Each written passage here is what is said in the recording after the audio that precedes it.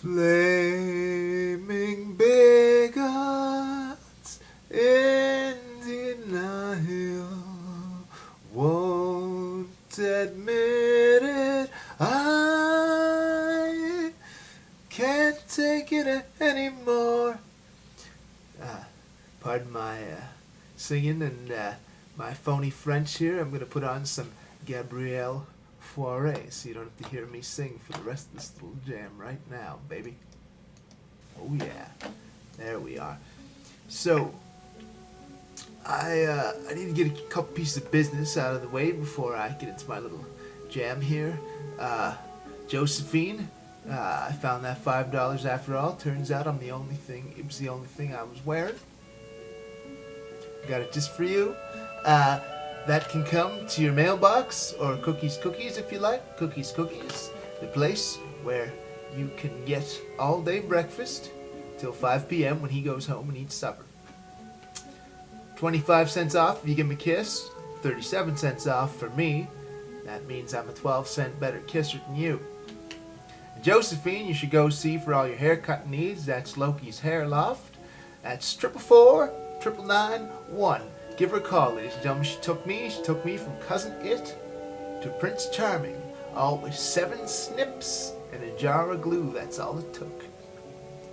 So now let's get down to brass tacks, folks. And I apologize for the faulty advertising. This, no silicone in these titties. I'm au naturel. So sorry to disappoint you perverts. Although I imagine I am giving you a little something for free, aren't I? It's better than nothing. I'm in kind of a sad place. And I feel like it's better if I'm talking than if I'm just writing words. Get my drift a little better, perhaps. Maybe not, maybe worse. If I can alienate more people. Fuck it, who cares?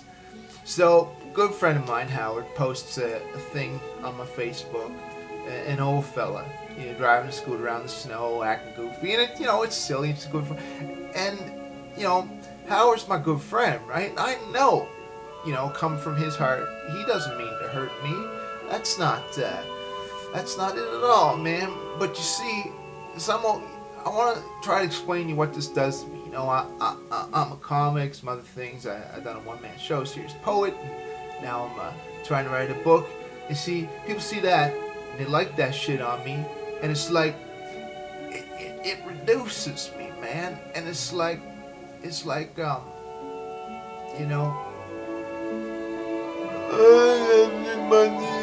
at me, I'm on this scooter, isn't it great, haha, and I know that's not what people mean, but to me, it's the equivalent of blackface, and look, I mean, my grandma, she thinks blackface is a nice tribute to black people. And that's not because she's racialized hatred. That's just because she's ignorant, doesn't know any better. But still, it doesn't make it true, right? It's some nasty shit. And I don't feel anybody speaking out on this stuff. Disability's a funny subject, I know my life would be a lot different without it, Like, as it stands right now with cerebral palsy, I live halfway to the poverty line and barely ever have any romance. If I weren't disabled, I would have had about half a dozen failed relationships by now, and I'd probably living slightly over the poverty line, doing something I absolutely hate. So that's the difference. I just want some fucking equal opportunity, ladies and gentlemen. That's all I'm saying, right? And I don't know. There's a lot of different viewpoints on this. I know for myself, like, if given the choice, I could take the pill, straight up cure, no other side effects, not like, it's going to take 20 years off your life, or, turn your nose purple, or make you lose your pecker. I'm taking a pill to end this shit, man. It's different than every other minority being disabled, right? Because, and I'm not saying it's worse, but, see, being another minority, there's only something wrong with it if the person making that judgment is a bigot. Having a disability, there's something wrong with it. There's, in my case, malfunction at several junctions, and it's just really fucking shitty, man. Whereas, and you get the mistreatment sort of thrown on there as well. And my whole life has been dedicated to avoiding characterizations like, "Hey, look at me, I'm on the scooter." You know, look, I got buddies more disabled than me, and I'm not actually close with this one in particular. 2 years younger than me in high school. He's in an institution now, and just because his physical state, or a home rather, sorry, just because his physical state isn't good enough, you know. So I know I'm luckier than that dude, right? No question. You know, I can set my own hours and be naked and talking to the microphone without being sent to an institution. So you know, I got a leg up, haha. You know, but I don't fucking want this, man. You know, I don't like it. I don't like how I'm reduced. I don't like how it's limited my opportunities in life. And I don't like the way my body fucks up. And that's all there is to it.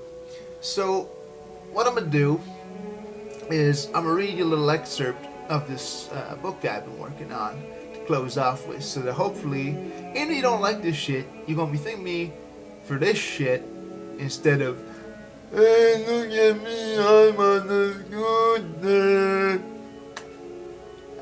My book is called Falling Through the Cracks, so that I don't fall through the cracks, hopefully as much by writing it, or even more tragically, fall into crack. I've seen a lot of people go down that way. It's terrible.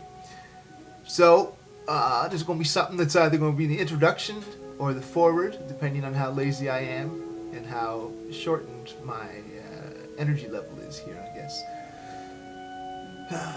There's been so much start and stop, mostly stop, in the early stages of trying to write this nonsense.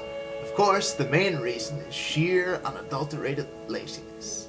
I'd much rather be watching wrestling or masturbating, even if the match is short, without psychology, or the pirate video clip isn't particularly sexy. Make no mistake here, I don't mix the two. John Cena's had the top spot in wrestling for 10 years, and he gets booed out of the building almost every night. Jesus Christ, that's sexy. No, that's not me. I'm like a junkie shooting for instant gratification, a bon vivant of wrestling and porn, convinced my scrutiny makes me sophisticated.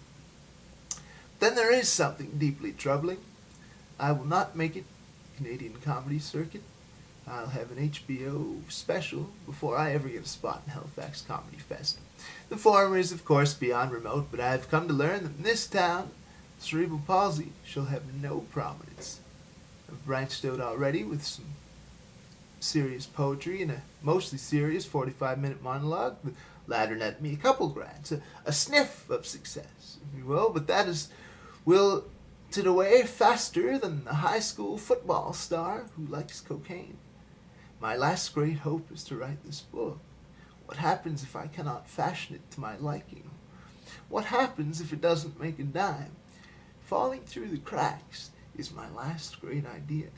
If it yields nothing, then I'm a washed-up never-was, who is, at best, mentally ill with delusion. If it remains in infancy, with a few badly scribbled notes, there's no limit to what it could be. It can never fail if it has never begun. Like that beautiful woman with whom you're deeply in love. She could always say yes if she hasn't said no. Folks, I want to go drinking. So, and they swore to me, they said, "Listen, Josh, you come in dressed like that again, we're not going to serve you."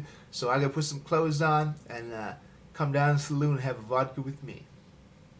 Good night, everybody.